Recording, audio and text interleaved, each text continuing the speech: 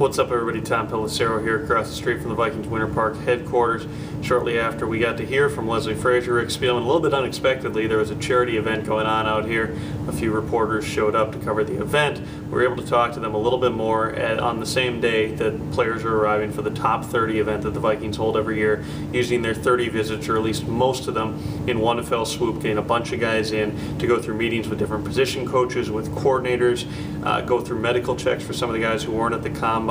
It's really the final wrap-up of their process, trying to get a large group of these guys in that they need a little bit more information on, and come Monday, they'll begin 9 consecutive days of draft meetings. The coaches will be more heavily involved. Area scouts have already been for a couple of weeks of meetings. They'll be back to give their reports.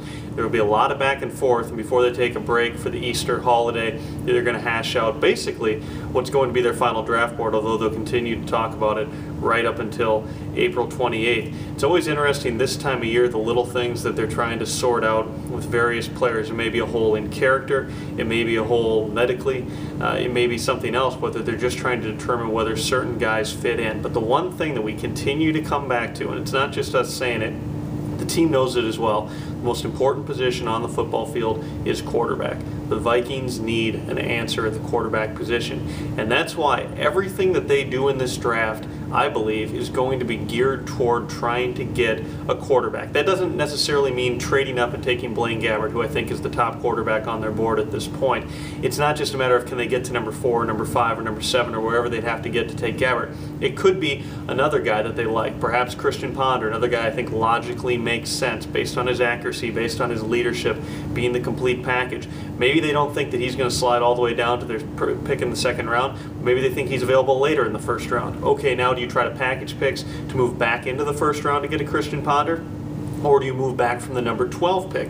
Because at number 12, they could have a chance of getting a very good offensive lineman, and clearly they need a left tackle going forward. They could get a receiver in the chance that Sidney Rice is going to be gone. 2 of their 4 starting defensive linemen, Pat Williams, Ray Edwards, are free agents, are not expected to return. There's a good group of guys at that position as well. You also look at cornerback, where Chris Cook, Cedric Griffin, they're coming off season-ending injuries, Antoine Winfield getting older.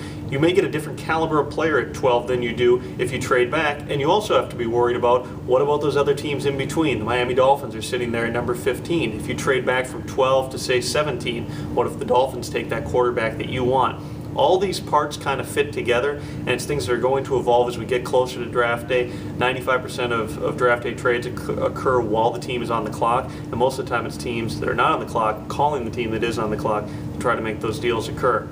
They'll play out all those scenarios, they'll go through the board, they'll do their own mock drafts over the next couple of weeks, and by April 28th we'll have a little bit better feel.